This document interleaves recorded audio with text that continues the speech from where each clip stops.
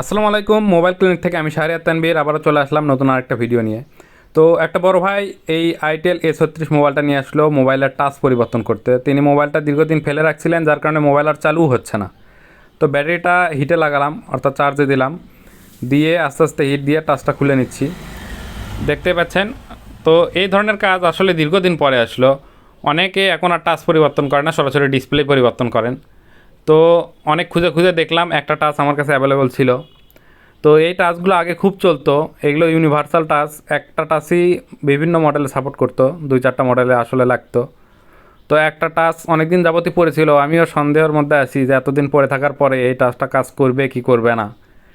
তো ফ্রেম ট্রেম পরিষ্কার করে আঠা দিয়ে নিচ্ছি, আঠা দিয়ে নিয়ে লাগিয়ে দেখব যে কাজ করে কিনা। যেহেতু মোবাইলে চার্জ নাই, চালু করে যে দেখবো সেরকমও দেখার সময় নাই, ভাইয়েরও তাড়াহুড়ো। তো ভাবলাম আগে সেট আপ দেই, যা আছে কপালে দেখা যাক কী হয়। তো সেট আপ দেওয়ার পরে মোবাইলটা চালু করলাম, আলহামদুলিল্লাহ কাজ করতেছে। কিন্তু মোবাইলটা একটু স্লো, প্রচুর স্লো।